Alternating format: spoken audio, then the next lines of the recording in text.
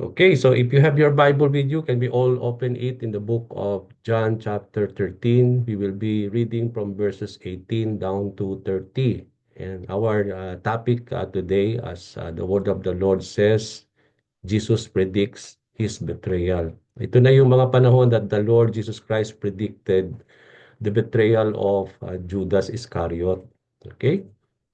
Now, sabi po sa verse 18, I am not referring to all of you. I know those who I have chosen, but this is to fulfill this passage of the scripture. He who shared my bread has turned against me. I am telling you now before it happens, so that when it does happen, you will believe that I am who I am. Very truly I tell you, whoever accepts anyone I send accepts me, and whoever accepts me accepts the one who sends me. After he had said this, Jesus was troubled in spirit and testified, very truly I tell you, one of you is going to betray me. His disciples stared at one another at a loss to know which of them he meant. One of them, the disciple whom Jesus loved, was reclining next to him. Simon Peter motioned to this disciple and said, Ask him which one he means. Leaning back against Jesus, he asked him, Lord, who is it? Jesus answered, It is the one to whom I will give this piece of bread when I have dipped it into the dish. Then, dipping the piece of bread, he gave it to Judas, the son of Simon Iscariot. As soon as Judas took the bread, Satan entered to him. So Jesus told him, What you are about to do, do quickly. But no one at the meal understand why Jesus said this to him. Since Judas had charge of the money, some thought Jesus was telling him to buy what was needed for the festival or to give something to the poor. As soon as Judas had taken the bread, he went out and it was night. So purihin ang Panginoon sa kanyang mga salita, mga kapatid, this morning for another time for us to learn from the Lord. No, last Friday po, as we connect our lesson today, nakita natin and we studied and learned how the Lord Jesus Christ washed the feet of the disciples.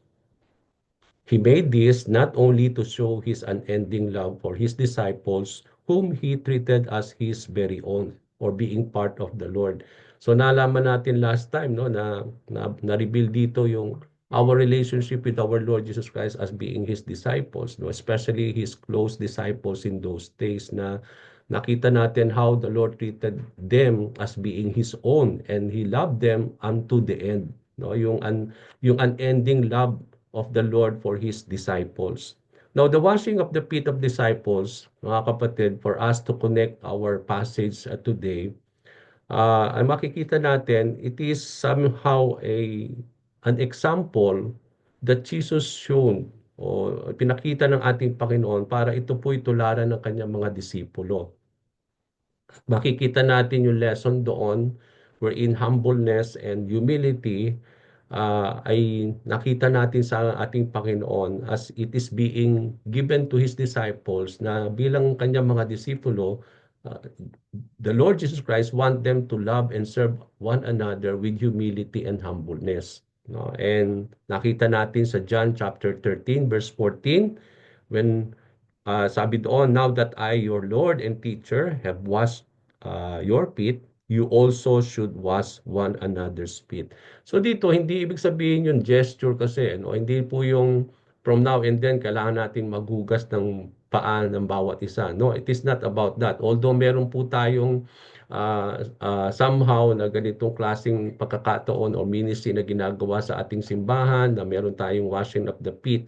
Pero hindi ibig sabihin doon ni Lord na when we are called by the Lord to wash others' feet, no, hindi ito yung parang physical lamang, no, but then when we come when we come together as brothers and sisters in the Lord, no, the way we relate to one another, no, the way we serve one another, the way we love, it should always be done out of humility and humbleness, no. Yun yung ibig sabihin niya, no, na makikita natin yun from the example of the Lord na that although he is the creator, he is the God, no? He is the son of the Lord, but then nakita natin yung humility na hindi ito naging hadlang sa ating Panginoong Hesukristo upang hugasan ang mga paa ng kanyang mga disipulo in those times, no? So it is a way of service, no? Ito yung service na ipinakita ng Panginoon that when we come to the Lord, no, as being brothers and sisters in Christ, as fellow members in the church, we need to serve one another and love one another with humility and humbleness that we have seen from our Lord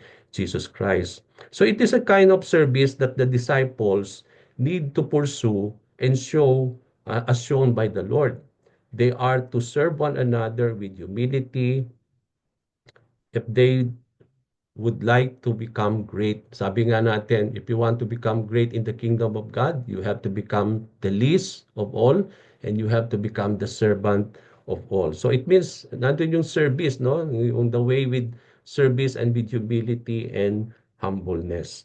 So our passage today, mga kapatid, is part of the Last Supper. Maituturing natin na continuous itong disclosure na pag-aaralan natin ngayon, na ito'y nangyari rin noong mga panahon na yon wherein the Lord Jesus Christ joined his disciples for the Passover meal, no, before the Passover festival. Nalaman natin it is a day before, it may be a day before the Passover na nangyari po itong mga passages na ito na ating pinag-aaralan sa John chapter 13. Nandun na yung hinugasan niya yung mga paa ng kanyang mga disciples, and after he washed the feet of his disciples, makikita natin dito yung disclosure na ito, yung mga discussion regarding how the Lord predicted kung sino yung magbe-betray sa kanya. So, in John chapter 13 verse 18, as we start our study, Jesus said, I am not referring to all of you.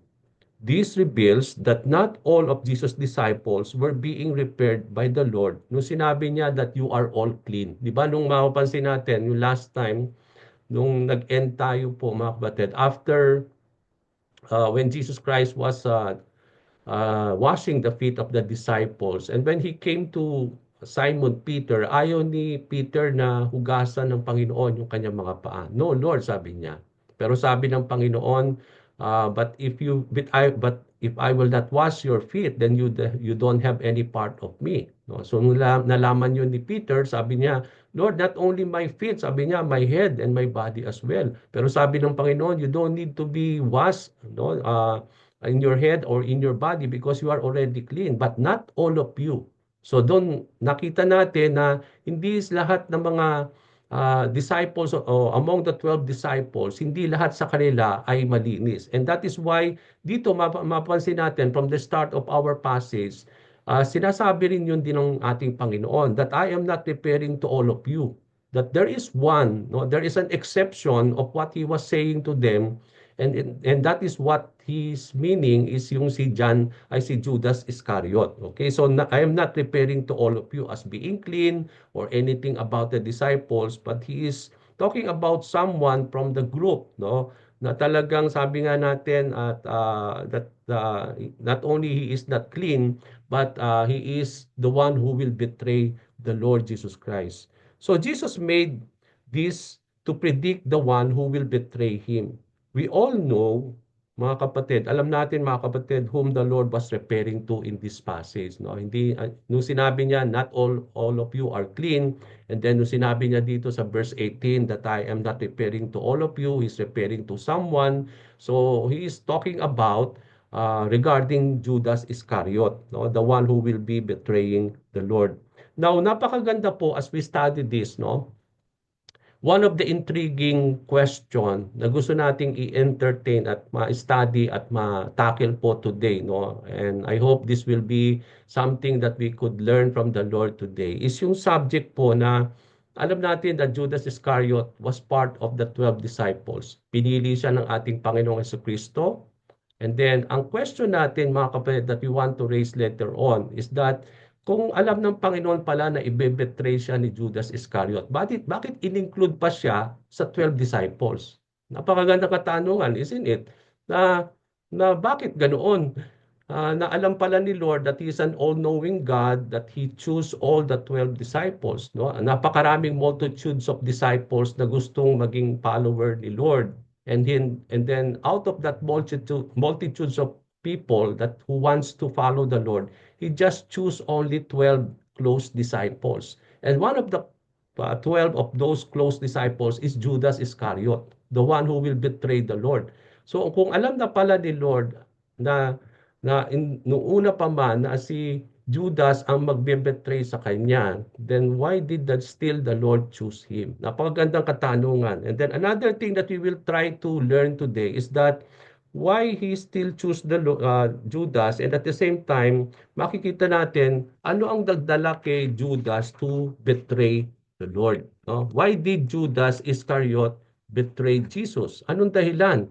And another thing that we will try to understand today, what led him to betray the Lord for 30 pieces of silver. Okay, so hindi po natin sasagutin kagad yan, no? Sa last part, isasagutin natin yan, but then we will try to go dun sa ating pong, as we go along with the passage today, doon sa ating pong mga verses from 18 to down to 30, at doon po natin babaybayin yung ating pag-aaral. We want to go to each verses, at ayaw po nating malampasan yung mga verses na yan na hindi po natin maintindihan. Okay? Now, these are so interesting question. Yun nga yung sinabi ko nga kanina, mga kapatid, that we need to know and understand if Judas Iscariot was one of the disciples of Jesus Christ who betrayed the Lord, it is possible also for us as His disciples also to do the same. Kasi kung mapapansin natin dito na kung si Judas is one of the disciples of the Lord who betrayed Jesus Christ, then there is also a danger for us as disciples of the Lord today na pwede tayong sumunod sa yapak ni Judas Iscariot that we are also to betray the Lord in some other way of our lives, no? Na although hindi ito yung betrayal ni Judas, maybe not the same as what we will do, no, in our lives as disciples of the Lord. But then we were already establishing the fact na as disciples, merong possibility na tayo rin po ay mag-betray kay Lord sa ibang bagay patungkol sa ating relasyon sa Kanya, no? In our relationship with the Lord, in serving the Lord, in loving God, no? So there is still possible in some other way that we could betray the Lord. But before I answer these questions nga, yung mga questions natin kanina, we will first discuss yung mga why the prediction of Judas is or the prediction of Judas betrayal of the Lord is necessary. Bakit kailangan to i-predict o bakit kailangan sabihin sa grupo? Natatandaan niyo, no? They are in a group, they are already having the last supper, no, in line with the Passover meal, for the celebration of the Passover. So nandun si Jesus Christ with the 12 disciples. Nandun din si Judas Iscariot, mga kapatid. And come to think, it is so humiliating in the part of Judas, mga kapatid. Kung ilalagay natin yung sarili natin at that particular time, tayo si Judas, and we are all there with the Lord Jesus Christ, and here comes Jesus Christ saying that one of the group, one of the people in that group will betray him. And then later on, he pinpoint you, no, as being Judas, no? Parang napaka-humiliating yung part na yon, no, in the life of Judas Iscariot, and makikita natin dito later on. Okay, so why the Lord Jesus Christ disclosed the betrayal? Bakit kailangan sabihin yon among the group? Bakit kailangan niyang sabihin yon yung prediction at ma-reveal kung sino among the 12 ang magbe-betray sa kanya? Bakit hindi na lang hinayaan ni Lord na isikreto yon kung sino yung magbe-betray sa kanya? Bakit kailangan niya i-disclose yun among the group, especially in front of Judas Iscariot? Now, mapapansin natin, the answer to this question is in verse 19. Ang sabi po sa verse 19, I am telling you now before it happens. So, gusto ng Panginoon talaga na i-reveal, isabihin yung pagkakataon na yon na isa sa kanila ang magbe-betray sa kanya. So I am telling you now, sabi niya, before it happens, bago pa man mangyari yung betrayal ni Judas, gusto itong ibigay o gusto niyang isabihin ito among his disciples. I am telling you now before it happens, so that when it does happen, kapag ito daw ay mangyari, you will believe that I am who I am. So napakaganda po yung verse na yon, no?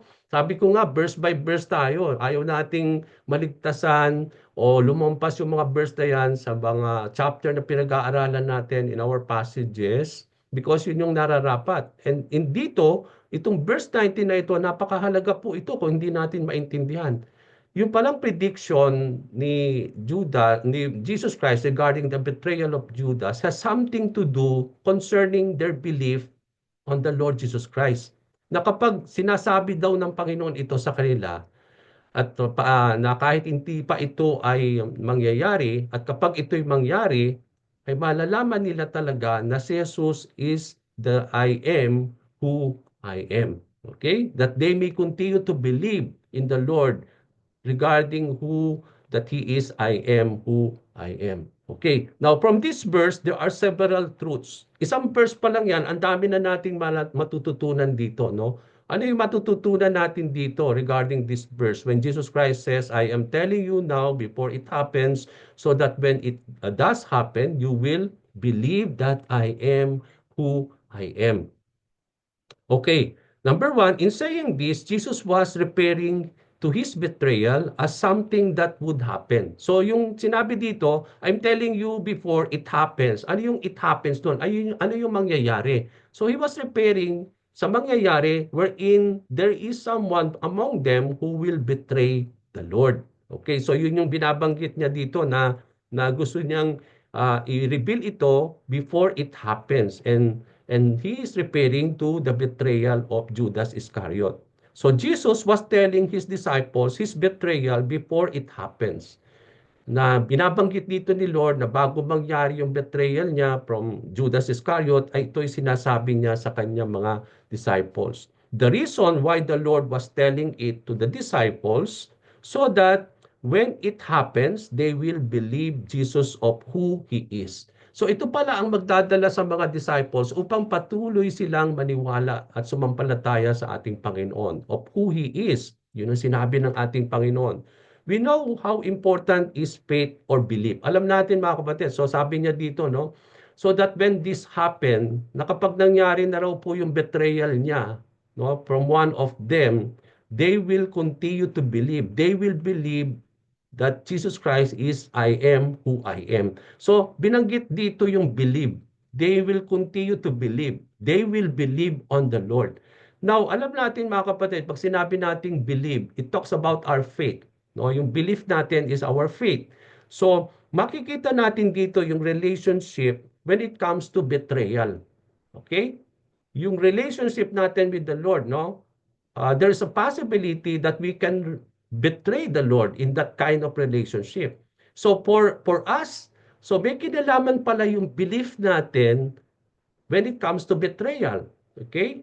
I believe that when you continue to believe in the Lord, when you have faith in the Lord, ito ang magdadala sa atin not to betray the Lord, no? Kasi nandun yung ating panananalig, pananampalataya sa Kanya. So when we continue to believe of who the Lord is, ito ang magpoprotect sa atin in our hearts not to betray the Lord Jesus Christ. So dun pa lang makikita natin yung relationship ng betrayal when it comes to continuously believing of who Jesus Christ is. Kaya nga sinabi niya, kapag nalaman ninyo itong betrayal na ito ay magdadala sa inyo upang patuloy kayong maniwala sa akin that I am who I am regarding who Jesus Christ is. So it is possible for us to betray Jesus Christ if we do not have firm and growing faith or belief regarding the Lord Jesus Christ. So kailangan natin talaga magkaroon ng constant or continuous belief in the Lord. At sabi nga, faith comes by hearing and hearing the words of the Lord. So kailangan natin magkaroon ng hindi lang constant but then should be growing faith, no? And that growing faith ay mangyayari lamang kung patuloy nating maririnig ang mga salita ng ating Panginoon. At ito yung ginagawa natin. Nag-aaral tayo, narinig natin ang salita ng ating Panginoong Jesucristo. And it is so crucial for us to do so. It's because yung pong growing faith natin as we come to know the Lord will protect us when it comes to betraying Him, no? And that's yung binibigyan ng kahalagahan dito ni Lord. And that is so important for us to discuss today. This means that one of the reason why Judas Iscariot betrayed the Lord was that he lacks in believing who Jesus Christ is. Kaya nga parang it is a time of learning to the disciples na when he was preparing that one of them will betray him, and then sabi niya kapag ito'y mangyari, so that they may continue to believe in the Lord, that they will not follow the footstep of Judas Iscariot. Na dito, ano ang nagdala kay Judas para i-betray the Lord is because he lacks the belief, no? He is not believing the Lord Jesus Christ. At mamaya, bibigyan natin pansin niya, no? One of the thing that led Judas Iscariot to betray the Lord is because of his disbelief, no? Hindi siya naniniwala sa ating Panginoon. So, dito pa lang malalaman natin that even though we are disciples of the Lord, we repair ourselves as disciples of Jesus Christ, but deep inside in our hearts, we are wala tayong growing faith, or yung sabi nga natin, we don't even believe on the Lord Jesus Christ. Kasi nakita natin yung kay Judas Iscariot eh. He is one of the close original 12 disciples, but he is one also among the 12 who betrayed the Lord.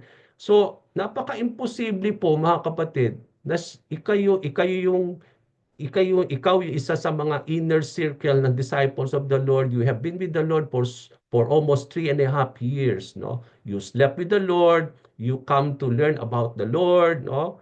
And then you heard him saying things, teaching you, no? I believe mag-i-influence yun sa buhay mo eh. Magre-rema yun sa buhay mo eh, yung mga panahon na yun, no? Imposibleng hindi ka maging close kay Lord, hindi ka talaga, imposible talaga na hindi ka maniniwala sa Kanya. But here comes Judas Iscariot, one of the close 12 disciples of the Lord. He has been with the Lord, no, day and night. But here comes still that he was able to betray Jesus Christ. So, it's because of his hindi siya lumalago sa kaalaman sa Panginoon, yung kanyang pananalig at pananampalataya, mga kapatid. And that could happen to each and every one of us, no? Kaya napaka-importante po ito, yung mga pinag-aaralan natin as being disciples of the Lord. We learn from the disciples of Jesus Christ. We learn from Judas Iscariot. We learn from Simon Peter, from all of them. Kaya napaka-importante po. So Jesus said that the betrayal of Judas Iscariot will lead the more, no, for the disciples to believe of who Jesus Christ is, and it will cause them to believe the Lord, no? Ano yung dapat nilang patuloy na malaman patungkol sa ating Panginoong Jesucristo? Napakaganda mga kapatid na dito pa lang sabi nga natin sa Book of John, very special po itong Gospel of John is because John want to establish that Jesus Christ is the great I am. Lagi niyang ini-establish yung truth that Jesus Christ is the great I am. Nandun lagi yung referral to the Lord Jesus Christ, yung I am, no? I am the door, I am the life and the resurrection, no? I am the living bread. Nandun lagi yung I am na yon. And yung I am na yan, mga kapatid, is something that is so special in the Lord, no?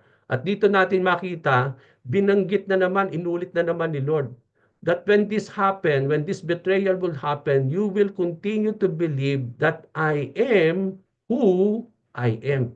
So Jesus Christ was referring again to himself. He is using the name of the Lord, Yahweh. Di ba? Natatandaan ninyo when Moses asked the Lord, God, in the time when he was called by the Lord to lead the people of Israel out of Egypt, sinabi niya, okay, you are sending me. Pero kung kapag nagtanong ang mga tao, sino itong Diyos na ito? Anong sasabihin ko sa kanila? Anong pangalan ang ibibigay ko sa nila? Tell them that I am send you because I am who I am. So, the name Yahweh, no, yun yung tinatawag nating I am who I am. Here comes Jesus Christ using that name, no, using the name of God, that you may believe that I am who I am, that He is the great God. He is that God who discloses Himself to Moses in those times. No? Kung mapapansin natin dito.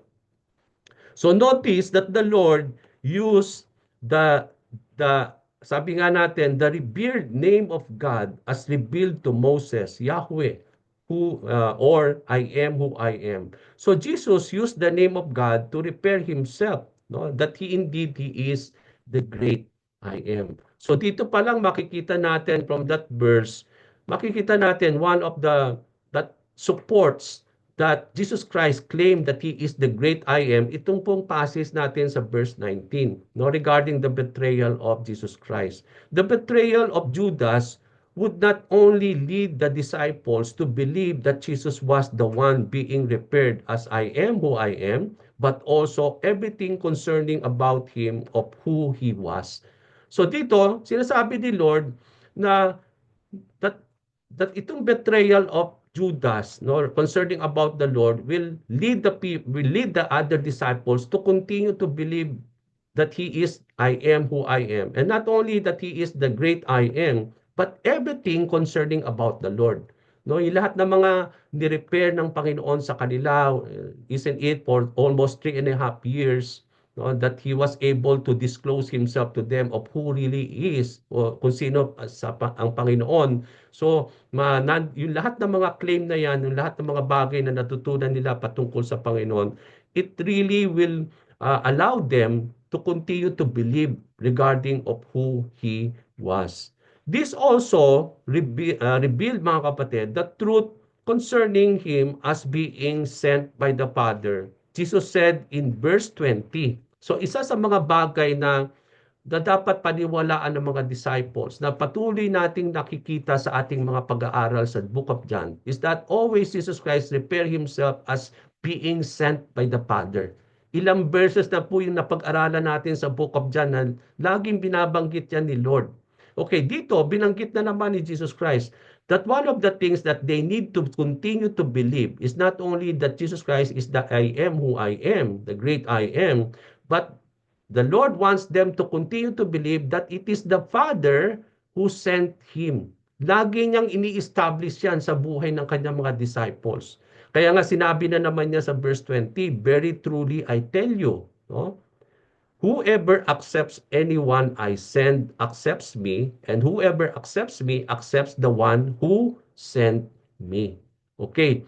Alam natin mga kapatid, merong relationship dito yung someone that the Lord will send at si Lord ang nag-send sa kanya. And then here comes naman also that not only sabi nga natin, not only that person who accept that one who sent by the Lord, not only Jesus Christ was accepted, but also sabi nga natin dito, even the Father, no? Kaya nga sabi nga natin, kung tayo'y pinadala ng Panginoon, we know that we are sent already by the Lord. No? We are already commissioned by God, no? Even sa Great Commission. No? So, go and make disciples of all nations. So, as we go and make disciples, sino man yung mga tao who will accept us as being sent by the Lord, sabi dito, whoever accepts anyone I send, sabi dito, accepts me. So hindi lang pala tinanggap nila tayo kapag tayo po'y naghayo ng magandang balita, when we preach, when we make disciples of all nations, dahil tayo ay isinugo ng Panginoon. Kapag tayo daw po itinanggap bilang mga sugo ng Panginoong Jesucristo, hindi lang tayo tinanggap nila, kundi pati na rin si Jesus at pati na rin ang kanyang Diyos Ama na nag-send kay Lord. So makikita natin yung relationship natin that as we could do the commissioning of our Lord Jesus Christ, nandun po na in our relationship, makikita natin na sabi nga natin, we bear into our lives Jesus Christ and also the Father in heaven. Kasi sino daw ang tumanggap sa atin, ay ganun din naman, ay tinanggap din nila si Jesus at tinanggap din nila ang Panginoong Diyos Ama sa langit. So believing Jesus is not only concerning that He is the great I am who I am, but also that we believe that He was sent by the Father. This is something that we saw from our continuous lesson. No? Lagi niyang ini-establish ito na patuloy tayong manalig at maniwala at sumampalataya na siya ay isinugo ng Diyos Ama. Ganon din naman na tayo isinugo ng Panginoong Hesukristo. No? This verse also reveals and supports the truth of how the Lord Jesus Christ was sending His disciples, na kung paano tayo isinugo din ng ating Panginoon All of us were sent by the Lord, and anyone who accepts us also accepts Jesus Christ, and anyone who accepts him also accepts the Father who sent the Lord. So this verse gives emphasis, sabi nga natin, on the words believe and accept. So dito natin makikita, mga kapatid, one of the two keywords na makikita natin sa pag-aaral natin today. Kasi sabi nga natin, when we study the word of the Lord, always take note of very key words na binibigyan ng pansin ng ating Panginoong Kristo. Now, in this passage that we are learning, mga kapatid, there are two great words that we need to establish and know. Ano yun? Number one, mga kapatid, is that yung word na belief or yung believe. Diba? Sabi doon, so that you may believe I am who I am. So, in our lives, napaka-importante po yung believe. Yung belief natin, yung faith natin when it comes to our relationship with the Lord. Also, establish here yung the word accept. Okay, isn't it all of us accepted the Lord as being our Lord and Savior? Tinanggap natin siya, no? At makikita natin dito yung the way we accepted the Lord of who He is. Hindi lang po we will believe, but we have to believe, we have to accept that belief. Kasi it is possible na parang belief lang yan, pero hindi mo tatanggapin yung belief na yon. Okay, so but then in our lives, hindi lang tayo nag-believe, kundi we accepted that belief. And that it becomes our faith. So napaka-importante po yung maraming tao na alam nila na si Jesus ay nagsasabi na siya'y anak ng Diyos, but they don't accept that belief. Okay, it is just a belief. Pero even though it is a belief, not all people accept that belief. Okay? So, yung belief ay napaka-importante. It should be that belief should lead us to accept. Kasi kung wala yung acceptance, mga kapatid, of that belief, then there is no bearing that into our lives. At dito natin makikita, ito ang nagdala rin kay Judas Iscariot, bakit na-betray niya si Lord. Hindi lang siya naniniwala kay Lord, pero everything that na patungkol sa Panginoon, he did not also accepted, hindi niya tinanggap yon, yung mga patungkol sa Panginoon. So napaka-importante po yung belief when it comes to accept. Okay, napaka-importante po yun, mga kapatid. This means that believing Jesus Christ is also accepting Him. Kapag tayo naniwala kay Lord, kailangan nating tanggapin yung paniniwala na yon, na yun talaga siya, o siya yun talaga. Kapag sinabi nating Jesus is Lord, no, so that is just a belief. No, but then are you accepting that He is your Lord? That He is indeed the Lord? No? It may be somehow in our lives ay paniniwala lang yon na tinatanggap mo sa buhay mo pero hindi mo ina-accept na talaga yun yung patungkol sa ating Panginoon. And that is something that we need to understand here. So verse 21, after Jesus said this, He was troubled in the spirit. No, nung nireveal niya that one of his close disciples will betray him, he became so troubled in the spirit and testified that one of these disciples was going to betray him. So the disciples, after hearing it, nung narinig ito, it becomes a surprise to all of them. Come to think, these are close 12 inner circle of disciples of Jesus Christ. Pinili sila among the many. No, kung mapapansin natin. And they have been with the Lord so many times, no? So many years, no? And then it came to them as a surprise because one of them, come to think of this, no? Among the 12, among them, there is one who will betray the Lord. That's a big surprise, no? Na hindi nila akalain that there will be someone among them. So the disciples, after hearing it, started to look to each other. So siguro kung mapapansin natin, mga kapatid, kung tayo nandoon, no, siguro nagtitinginan tayo do, kung tayo mga 12 disciples ni Lord, no? Na parang ang question natin among our mind, no? Sino among us? Sino sa atin, no? It may be baka tinuturing mo rin yung sarili mo, maybe I, no? Siguro i-question mo, baka ako. O baka si ano, no? So meron tayong mga hint na, no, yung para bang we are starting to judge one another. Siguro si Sister Brenda kasi lagi ko siyang nakikita na ganoon eh. Nung mga panahon na lagi tayo na kay Lord, no? Siguro ito si ano sa isip natin, no, maaaring ito siguro. Kasi ganito siya eh, nung mga panahon na tagong tayo kay Lord, no? So, it may be at that time, although hindi ito binanggit sa verse natin, maybe that is what is happening and going on at that particular time, no? In their minds, maybe, ako kaya yun? No, bakit kaya? Siguro, hindi siguro dahil ganito, gano'n. Maaaring si ganon, no? So, it may be that somehow, andun yung mga question na yon, yung mga lumbagay sa isip ng mga disciples in those times. So, they look at each other, no? And they are so anxious to know which of them Jesus was referring to. And since John, dahil si John na writer nung Book of John, no, yung John the Beloved, was so close. Yung mga panahon na yon, he was so close and he was reclining in the table next to the Lord Jesus Christ. Kaya dahil close siya kay Lord, no, nandun siya, tabing-tabi siya kay Lord, and he was reclining next to Jesus Christ. Si Simon Peter, minotion niya si John, na para bang nagmo-motion siya, nagge-gesture siya, sabi, tanungin mo kay Lord dahil malapit ka diyan, tanungin mo. And that is what happened. No? So John, the beloved, asked Jesus Christ, Lord, who is it?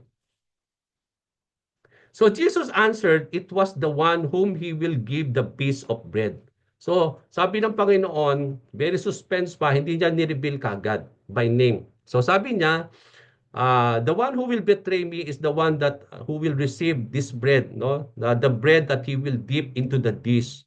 So nung after he do so, nung sinausaw niya yung tinapay, yung piece of bread dun sa dish, no? And then he gave that piece of bread to Judas, the son of Simon Iscariot. Okay?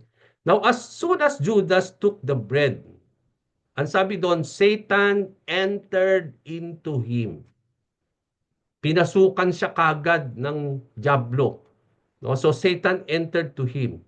So even before it happened, even bago pa man mangyari ito, nung sinabi ng salita ng Panginoon that Satan entered to him, even before that, mga kapatid, in verse 2, doon sa ating pong pinag-aralan last time, no, doon sa ating last week na passage, sa verse 2, masasabi natin that the devil had already prompted Jesus o Judas to betray the Lord. Doon pa lang sa verse 2 ng ating pag-aaral, during hindi pa nag-uumpisa yung washing of the feet, hindi pa nag-uumpisa yung Passover meal, nandun na that sabi doon sa verse 2 that the devil already prompted Judas regarding the thing that he will do, and that is to betray the Lord. So dito makita natin na on this passage in our verse today, it is at this moment that the devil entered into Judas, no? And this reveals that if sabi nga natin, if we will not become firm in our faith, mga kapatid, kaya nga sabi natin kanina, yung faith, yung belief natin, yung acceptance regarding about the Lord, yung tinatanggap natin concerning about the Lord, about of who He is so important because sabi nga natin dito mga kapatid, it reveals that, sabi nga natin, that hindi tayo magiging firm sa ating pong faith, sa ating belief, and also in accepting everything concerning about the Lord Jesus Christ, there is possibility for the devil to prompt and to enter into us like Judas Iscariot. Okay? We will not, sabi nga natin, we will not allow ourselves and our heart for the devil to enter in us. Alam natin yan mga kapatid, we will not allow that. And for us not to allow the devil to take any foothold of us, napaka-importante yung belief natin, yung ating acceptance regarding who the Lord is. Napaka-importante po yan mga kapatid. Kasi kapag when we give up that belief and our acceptance of the Lord regarding who He is, and that becomes now disbelief, no, there will become now doubt or second thought of everything, then that's the time that the devil can prompt us, no, the devil can really take hold of us, no, And pwede rin tayong pasukan ng mga ganong bagay that the devil will enter unto us. Just like Judas. No, come to think he is a disciple of the Lord and then Satan entered him. No, parang imposible, but it did happen, mga kapatid. So hindi imposible ito sa atin, mga kapatid. It can happen to us as well.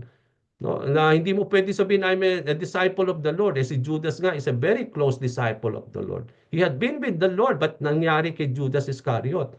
So, hindi natin pwedeng sabihin niya. Kaya, we need to protect our hearts. We need to stand firm in our faith, mga kapatid. And we will not allow any prompting or any thing about the devil that he will enter our hearts or he will enter in us, especially take hold of our hearts. So after Judas received the bread, nung tinanggap ni Judas itong tinapay galing kay Lord, Jesus told him to do quickly what he has to do. So gawin mo na yung dapat mong gawin, sabi ni Lord. Now the disciples did not understand. Hindi na nabigla sila, namangha sila eh. Nung binigay ni Lord yung tinapay na yung kay Judas, then sinabi niya, he is the one who will betray me. And then sinabi ni Lord, okay, gawin mo na yung ng madalian yung dapat mong gawin. Hindi pa rin nila maintindihan yung lahat ng bagay. So they thought that Jesus Christ was telling Judas to do something, and to do something is to buy something, because dahil nga magpa-Passover feast, nakakakala nila inuutusan na ni Lord si Judas upang bumili ng something na kailangan nila sa celebration ng Passover, or sabi niya doon, to do something about the poor, since Judas was in charge of the money. Dahil siya yung ingat yaman nung kanilang mga nung kanilang pera, no, among the group, no, dahil maaring ang pagkakaintindi ng mga disciples is that inuutusan siya ni Lord na bumili or magbigay ng mga tulong sa mga mahirap, dahil siya yung po yung may hawak ng pera ng group. Okay? So it is interesting, mga kapatid, for us to see here, no, mga kapatid, na it is interesting to notice the reaction of Judas Iscariot when the Lord gave him the deep bread. Na para bang kung mapapansin natin, although walang binanggit yan sa verse, no, the way Judas, hindi sinabi doon kung paano nag-react si Judas, kung na-surprise ba siya o hindi. Parang hindi eh.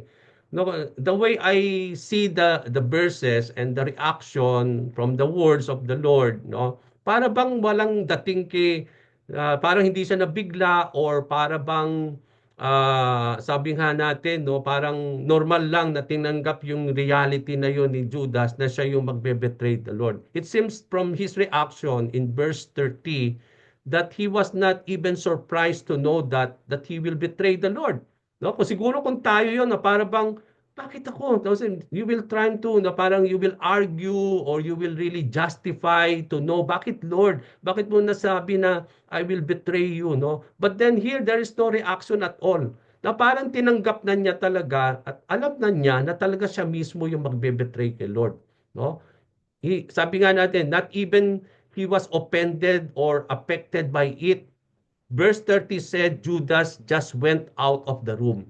Nung para bang, okay, sabi ni Lord, okay, gawin mo na madalian yung dapat mong gawin. He just stand up and then he left the room right at that particular time without any word on any reaction or anything. It means to say, mga kapatid, na talagang we can say, no, as even as we try to notice from the word of the Lord, no, that somehow na para bang inaccept niya yung reality na yon, that even before na alam na natin deep inside in our hearts, no, alam mo na talagang ano yung nangyayari sa buhay mo, no? So it means to say, when it comes to Judas Iscariot, he know very well his life, no? So when it was given to him, he just went out of the room. So if Judas was not aware and he was surprised to know it, his reaction would be different, especially that all of the eyes of the other disciples were upon him.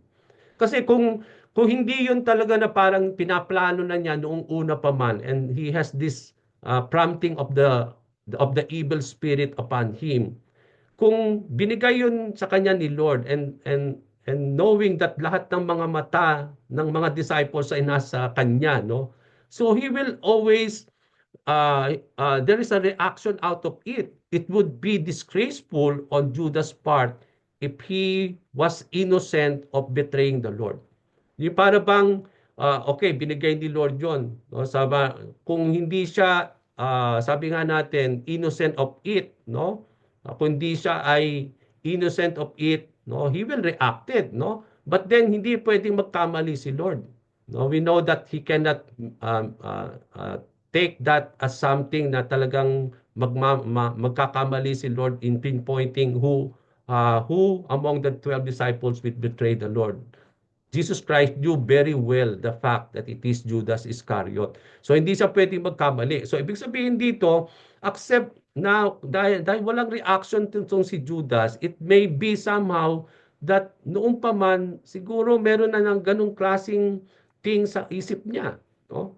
Kaya he was not really even innocent of that thing in his life. No? He did not even justify, hindi siya nag-justify or he didn't even argue about the Lord or defend himself among the rest that I am not the one who will betray the Lord or anything about that. No, wala tayong narinig na ganun. So this revealed that there is no accident that happened when it comes to Judas.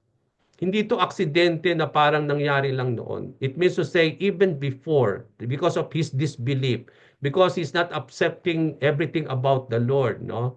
I believe nandun na yon, nandun na yon na that the devil take hold of him already, na meron na siya talagang plot to do something against the Lord. So what does this tells you and me? In our lives, mga kapatid, there is no accident thing. Walang aksidente. Okay? That we are not, there is no such thing that it is an accident that we are not aware of it when it comes to us, when it happens. No, yung mga bagay na nangyayari, no, although yung mga aksidente sa daan, no, that is also an accident. But when it comes to our lives, so there is no accident. I believe it is something that we also are fully aware of all things that is happening in our lives. No, everything happens the way we allow it. No, na alam natin mga kapatid yung mga consequences ng ating mga actions, no? Alam natin na may mangyayari kapag may gagawin tayo hindi maganda. So, there's no such thing as na parang aksidente na mangyayari sa buhay natin. Everything happens the way we allow it, no? And sabi nga natin sa buhay ni Judas, it is not an accident that he will betray the Lord. Even before, I believe this is something that is on his heart already. Ngayon lang talaga mangyayari. No? So I believe that is something because ma-establish natin yan mamaya. What led Judas to betray the Lord? Napakagandang question yan po mga kapatid. At patutunayan natin through the word of the Lord, hindi yan kusang nangyari lang at that particular time. Noon pa man, ito ang magdadala sa kanya to betray the Lord. What is something there, no? So we will try to see that later on. So betraying and forsaking the Lord is not just something that would happen without having part of it. Hindi yung kunyari, kung binetray mo si Lord ngayon, ngayon lang yun nangyari sa buhay mo o hindi mo alam o naakalain betray mo yon. Hindi pwedeng aksidente lang yun eh. Na talagang sabi nga natin, betraying the Lord Jesus Christ is something that is so impossible to happen to a disciple. Pero it can happen. But when it happened, hindi yun lang yun. Mag-uumpisa yan siguro for so many long time back na kunyari ngayon pa lang no unti-unti ka na parang you are forsaking the Lord, hindi ka na nagsisimba, hindi ka na nagbabasa ng Bible, hindi ka na nagpe-pray, hindi ka na nagwo-worship, no? But then you treat yourself as disciples of the Lord, no? So kapag ito'y nagpatuloy, no? Plus tapos dagdagan mo pa yung mga pinagdadaanan mo sa buhay mo, tapos mga problema and everything, you are not coming to the Lord, no? Nang lalamig ka na kay Lord later on. And then that's a time na as it goes along into your life. Parang addiction po yan. Nag-umpisa sa paunti-unti and then later on, ayun na, no? You are able to betray the Lord. Hindi po ito parang aksidente na ngayon lamang instantly na mabebetray mo si Lord. It is something that will happen before that. No, na mag-uumpisa yan sa paunti-unti na parang addiction yan na naging addict ka tumikim ka ng ganitong bagay, adik ka na kinabukasan. No, it is not like that. Yung it will take so much long time for you to become an addict, no, of something that you had tried, no, even before. No, ganun yon yung betrayal, hindi po ito mangyayari. Yung backsliding, hindi yan instantly. Paunti-unti, yung paunti-unti na nangyayari sa buhay mo, that will lead you to betray the Lord. That will lead you to backslide against the Lord, no? So yung kaya nga dapat maging maingat tayo sa ating buhay, no? Sa mga paunti-unti natin mga kapatid, no? It will really somehow will affect, magkakaroon po yan ng influence in our lives, no, mga kapatid. So it starts with just little of it until it become something that is so big, no? Ganun po 'yon. To protect us from betraying Jesus Christ, we need to continue to hold on to our faith, mga kapatid. Yung our belief, sabi ko na naman. Considering, sabi nga natin, concerning about the Lord Jesus Christ and continue to accept everything about the Lord of who He is. So let us go now to the question that we all ask concerning the passage. If Jesus knew, ito na po, very exciting po ito, no? If Jesus knew in the beginning that Judas would betray him, why did still the Lord choose him to become his disciples? Why did Judas betray the Lord? Okay, ang gandang question pag-aralan, no? As we will try to give more emphasis on this, no, before we end, no. It is good to take note, mga kapatid, what Jesus Christ said in verse 18. Magko-concentrate po tayo sa verse 18 to answer that question. Ang sabi po ni Lord sa verse 18, if you just look into your Bible, I am not referring to all of you. I know those I have chosen. Tingnan niyo po yung mga salita, no? I know those I have chosen. But this is to fulfill this passage of Scripture. He who he who shared my bread has turned against me. Okay, so dun sa mga words na yan ni Lord Jesus Christ, He was already referring to Judas Iscariot. That Judas Iscariot, he was referring not all of you, but he's referring to one of them. Okay? At sinabi ni Lord dito, I know whom I have chosen. So it means to say, bawat isa sa mga disciples na yan ay pinili ni Lord, including Judas Iscariot. Okay, no? Walang he's referring to all of them when he was saying this, including Judas Iscariot. I know those I have chosen. He chose Judas Iscariot. No? Pinili niya among the many si Judas Iscariot. Pero may kinalaman yung choosing of Judas when he repaired this, when he quoted a passage, nung sinabi niya, but this is to fulfill. Yung choosing pala ni Judas is to fulfill a prophecy in the passage. No, he's quoting a scripture passage. At ano yung scripture na yon? That he who shared my bread has turned against me. It is a prophecy made in the book of Psalm. Okay? So titingnan natin yan mamaya, no? Titingnan natin yung mga words, no? Dito natin maintindihan mga kapatid. First, this verse reveals that the truth that Jesus had chosen his disciples, including Judas Iscariot. It was not accidental, or sabi nga natin that the choosing of Judas was an accident. Hindi aksidenteng pinili si Judas. Talagang pinili siya ni Lord. Kasi sinabi niya, I know whom I have chosen.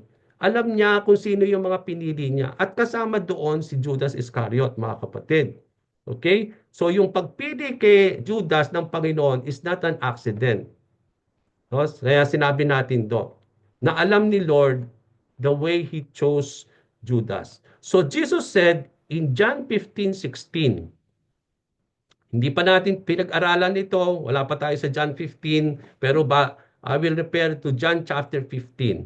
Sabi dito, you did not choose me, but I choose you and appointed you so that you might go and bear fruit. So Jesus knew very well about Judas even before he chose him. So, ang sabi niya dito, no, you did not choose me, but I choose you. No? So, ibig sabihin, hindi tayo ang pimili kay Lord. Sa ating buhay bilang mga disciples, even yung mga disciples in the time of the Lord, yung kanyang 12 disciples, it is not them who choose Jesus Christ, but it is Jesus Christ who choose each and every one of them, including us. Bawat isa sa atin, the Lord choose us. Okay? And not only He chose us, but He appointed us. To what? So that we might go and bear fruit into our lives, no? As being disciples of the Lord. So, dito makikita natin from the very verse itself, sabi ng Panginoon, I know those I have chosen. He knew very well yung kanyang mga pinipili, including Judas Iscariot.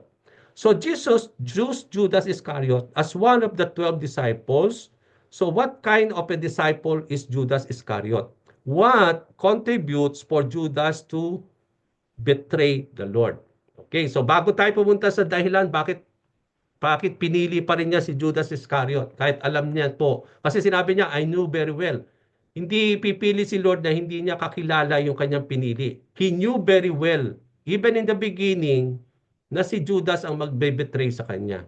Okay? Pero bakit niya pinili? We will go to that later on. Now, what led Judas to betray the Lord? Sino ba talaga si Judas Iscariot, mga kapatid? In his life as a disciple, dito natin mapapatunayan anong nagdala kay Judas para mabetray niya si Lord. At ito po rin ang mga dahilan kung bakit pwede rin mangyari na tayo betray din natin si Lord kung meron tayong ganitong klase sa buhay natin. Okay, ano yung makikita natin kay Judas? Patungkol sa kanya that led him to betray the Lord. Okay, number one, regarding the truth about Judas Iscariot, Judas was a devil even before he became a disciple of the Lord. Hindi siya naging talagang tunay na disipulo ng Panginoon. Ano sabi ni Lord sa John chapter 6 verses 70 to 71? Napag-aralan na po natin ito. Ano sabi ni Jesus Christ? Jesus answered them, did I not choose you? Di ba? Doon pa lang sinabi na niya, pinili ko kayo, ang bawat isa sa inyo, pinili ko na, sabi niya.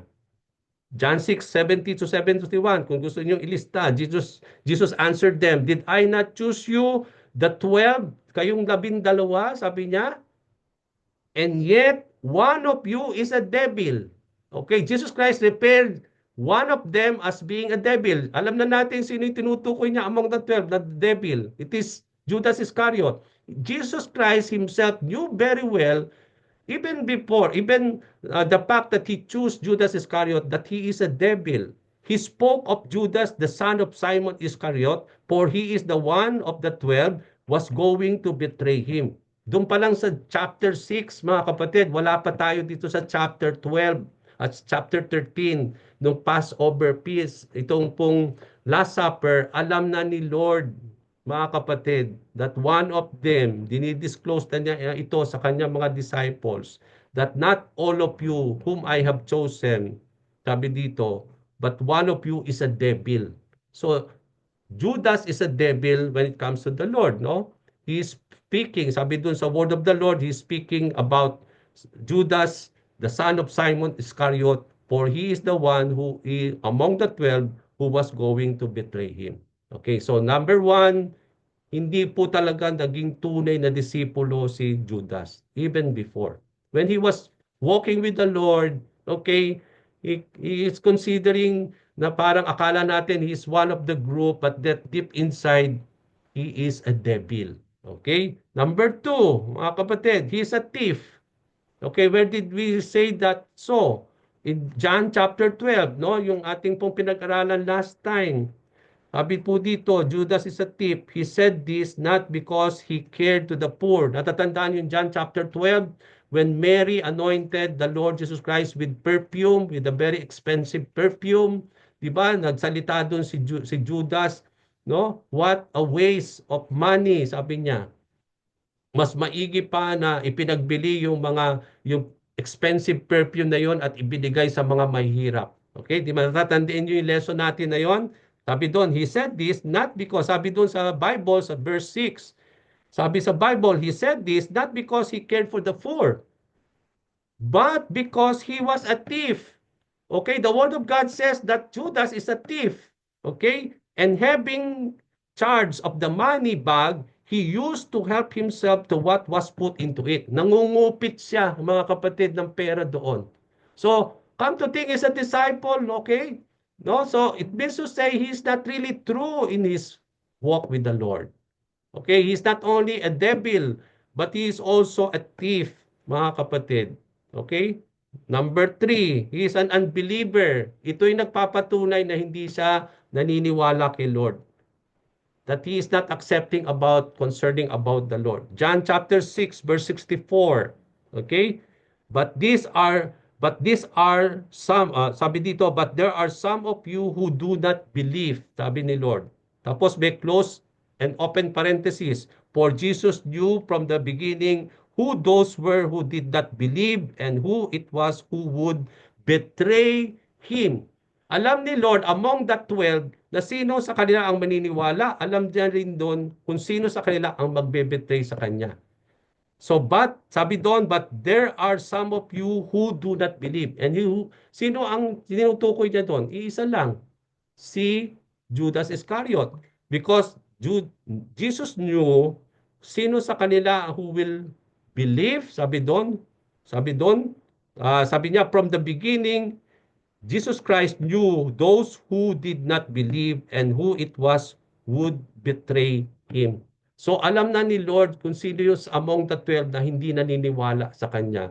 At alam na rin niya that among them na there is someone from them who do not believe and who would betray him, and that is Judas Iscariot. So he is indeed an unbeliever, mga kapatid. Hindi siya naniniwala. Although he is walking along with the Lord, he is sleeping with the Lord, hearing the teachings of Jesus Christ, na-witness niya po lahat yung mga miracles by his eyes, but he is not true in his faith, in his walk with the Lord Jesus Christ. Okay, number 4, he was spiritually unclean. Hindi siya nalinis, hindi siya na born again. Natatandaan ninyo yung lesson natin last week, John 13 verse 10. Jesus said to him, the one who has bath does not need to wash except for his feet. But, sabi niya dito, but is completely clean, and you are clean, but not every one of you. So remember, there are only 12 and Jesus Christ there. So wala siyang nire-refer na ibang tao doon. 12 sila doon kasama si Jesus. So, nung sinabi niya kay Peter na sabi ni Peter, Lord, hugasan mo rin ako, wag lang yung paa ko. Nung sinabi ni Lord that you will have no part in me. Sabi ni Lord, okay, hindi na kailangan na paliguan ka kasi you are already made clean. Sabi doon, but only your feet. But not, you are already completely clean. No? You are clean, but not all of you. So he was referring here to Judas Iscariot that he is not really made clean, that he is spiritually unclean deep inside in the heart of Judas Iscariot. Ibig sabihin, di ba sabi natin, saan ba tayo naging na-cleanse? Saan tayo nalinis sa ating mga kasalanan, mga kapatid? Di ba nung tayo tumanggap kay Lord, nung sumampalataya sa ating Panginoon, doon tayo na born again. Nilinis tayo ng banal na dugo ni Jesus. So, kapag ang isang tao pala who is unclean will become clean in the sight of the Lord. Siya ay hinugasan na ng banal na dugo because of his faith. Because when he accepted concerning about the Lord, no, na born again yung tao ngayon, kaya in the eyes of the Lord, he was already spiritually clean. Okay, although makasalanan pa rin siya, but then in the eyes of the Lord, he has been justified, no, nilinis na siya, saya sa mata ng Diyos, siya ay malinis na. So dito sa makikita natin when it comes to Judas hindi ganoon, no? It is because he is not really a true believer of the Lord. Hindi siya na born again, hindi na bago yung kanyang spiritual na buhay, no? Kaya nga hindi siya naging malinis sa mata ng Diyos. Okay, hindi siya naging spiritually clean, no, in the eyes of, because sabi nga natin, compare with Peter, with the rest of the disciples, makita natin they were made clean because of their belief in the Lord Jesus Christ. So, from this very thing, mga kapatid, come to think, bakit hindi niya ibebetray talaga si Lord? He is a devil, he is a thief, he is is unbeliever, no? He don't believe, no? He is spiritually unclean. Then, that makes him all, this makes him all to betray the Lord.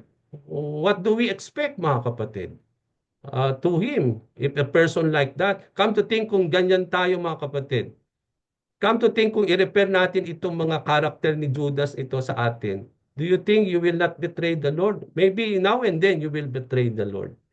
Okay? You are betraying the Lord now and then. If we are considering that we say we are disciples but we are a thief, we are unbeliever, we are not hindi naman talaga pala tayo na born again. So what do we expect of us? No? So something that we will expect. So Jesus knew very well about Judas, and it is a puzzle for us. Why would still? Okay, alam pala ni Lord.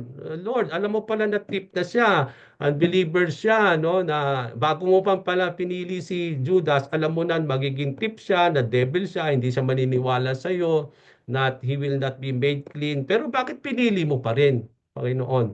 Okay, doon pa rin ang question natin. Why did Jesus choose Judas? First, the first reason is based on what the Lord Jesus Christ said in verse 18.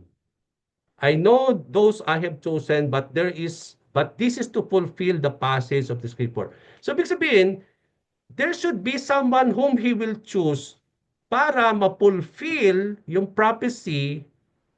Ano mga prophecy? Di ba? Noong pa man, bago tumating si Lord, may mga prophecy na siya'y mamamatay, na siya'y ibebetray ng one of the close, at yun pa nga yung binabanggit niya dito sa verse 18, that there is someone close to the Lord who will turn against him, no? At yun yung makikita natin sa verse 18. Nasabi doon, he who shared my bread has turned against me. He's talking about Judas Iscariot here. Na even before na wala pa si Judas, na meron ng prophecy that one of the disciples of Jesus Christ whom he will choose will be the one who will betray the Lord. So, ito'y nangyari pala. Bakit kailangan pa rin na merong someone that among the 12 na i-choose si Lord na magbebetray is because that is the fulfillment of the prophecy made even before. That there's already a prophecy that someone close to the Lord, when that happen, will be the one who will betray. Hindi manggagaling sa labas, hindi among other people ang magbe-betray. Among the group itself, among the 12 na prophesy, mga kapatid, that he will be the one who will betray the Lord. So, kailangan pa rin piliin si Judas Iscariot ng Panginoon para matupad yung prophecy concerning about the Lord Jesus Christ. That through Judas, upon his betrayal, he will be he will be led dun sa mga religious leaders that will lead him to be crucified on the cross. Okay? So ano yung binabanggit dito na passage ni Lord sa verse 18? He was sandali na lang and then we will close. Then, he was referring to Psalm 41 verse 9. It is a Psalm of David. Kapag binasa natin yung Psalm 41 verse 9, yun yung sinasabi ni David, that a very close, sabi niya doon, that there is even the close people around him, sabi ni David, is plotting against him, no? That these people, even they are close to the Lord, they are somehow turning his back unto him, no? Yun din ang, so doon, when David was talking about this, when he was writing this psalm, no? Itong Psalm 41 verse 9. Although he was referring this to himself, pero he was somehow prophesying already regarding Judas Iscariot that will happen in the life of our Lord Jesus Christ. So pinoporshadow dito ni David yung mga nangyari kay Lord. Na nangyari kay David that even his close friends will betray him, ganun din naman, he's prophesying also. That's why Jesus Christ used this passage to pertain upon him. That this is already a prophecy made even before, that there is someone very close to the Lord, referring to Judas, that he will betray the Lord Jesus Christ. So from here, the reason that Jesus chose Judas was that it was prophesied in the Old Testament that one close to the Lord will turn and betray him. So kailangan pa rin talagang piliin kahit alam ni Lord na siya yung magbe-betray. Kasi there should be someone among the 12 who will betray him. At yun nga si Judas. Kaya mapapansin natin, he still choose him to become his disciples in fulfillment to the prophecy made in the Old Testament time. So the betrayal of Jesus would lead him for his crucifixion. Judas fit to the plan of God, no? Uh, of sending Jesus Christ in redeeming mankind from the sins, no? At ano ba ang plan ni Lord? Na isusugo si Jesus Christ na mamamatay sa krus para sa ikalilinis at sa ikatutubos ng kasalanan. At bago doon, paano mangyayari yon? There should be always the betrayal muna.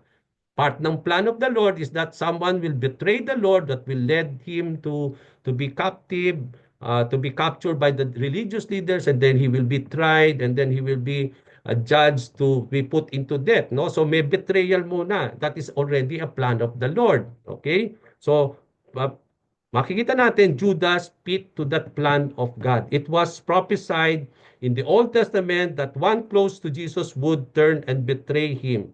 The choosing of Judas as his disciples was a prophecy made, and how this prophecy had been fulfilled during those times. So the prophecy need to be fulfilled, and it was fulfilled when Jesus chose Judas and how he will betray the Lord. So prophecy yon na kailangan matupad, mga kapatid.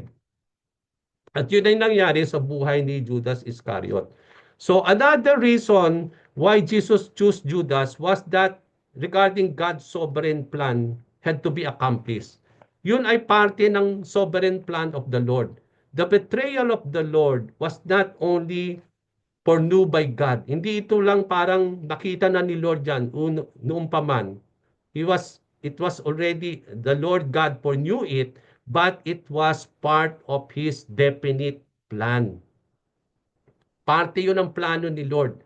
In fulfilling that sovereign plan of God, it requires someone close to Jesus Christ to betray Him. Para mapulfill yung sovereign plan of the Lord in redeeming mankind, there should be someone who will betray Him. And Judas was responsible for what he chose to do.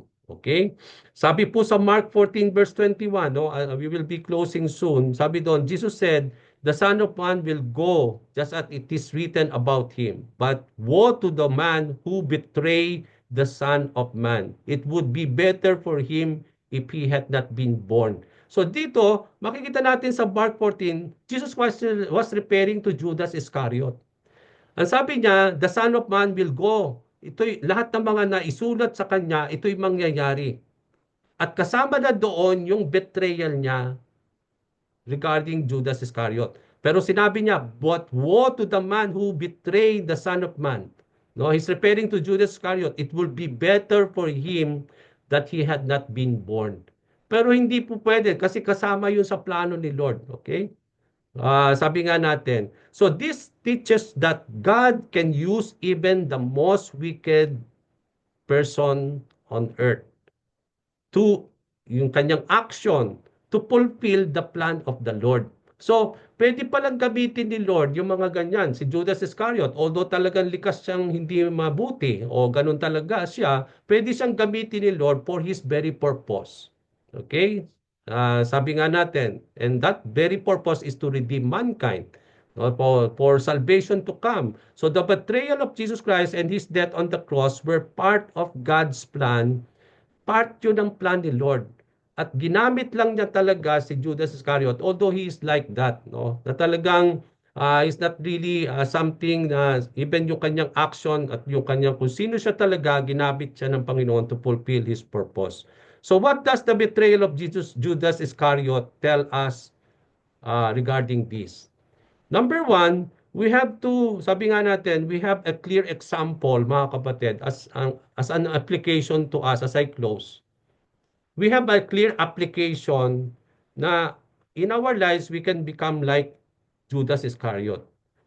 Dito, ito yung we witness a genuine, sabi nga natin, thing na ang isang disciple can become like Judas Iscariot, no? That he has been with the Lord so many years, but then sabi nga natin, he walked with the Lord, he ate with the Lord, he heard Jesus Christ teaching, he witnessed the miracles of Jesus Christ, but still he was able to betray the Lord. So, ano sinasabi dito, mga kapatid, as I end? It means to say in our lives, mga kapatid, It can happen to all of us. Kaya if we will not continue to have that growing faith or our acceptance, no, regarding the Lord, it can happen to you and me. Isa sa mga nagdala, mga kapatid, kay Judas is that his love for money. Sabi nga sa Bible, the love of money is the root of all kinds of evil. Come to think of this, no, na yung love niya for money, no, that he exchanged Jesus Christ for 30 pieces of silver. No, that proves himself that he loved money so much, no, that he was even willing to exchange that for the Lord, no. So to have that kind of money, no, yung nangungupit sa dun sa ingat, siya yung ingat yaman pero nangungupit siya. So it means to say, kung mapapansin natin, nandun yung love niya for money. So kaya nga we need to be aware of it, mga kapatid. Kaya nga we are being warned, no, that the love of money is the root of all kinds of evil. It will really lead us into something. Even it will lead us even to betray the Lord, to exchange Jesus Christ for material things, for riches in this world. Kaya nga napaka-importante. Kaya nga sinabi ni Lord, it is so hard for a rich man to enter the kingdom of God. Not because of anything else, but because of his love for his riches. Kaya nga napaka-importante po, mga kapatid, that sabi nga natin, that our betrayal, it is possible for to betray the Lord, no, when it comes to material riches and material things, no. But I hope and I pray that we love the Lord so much, no, more than the riches of this world. Okay, so although may sumobra tayo ng konti, but then I'll bring this back to Sister Brenda. I'll end muna po yung ating pong recording.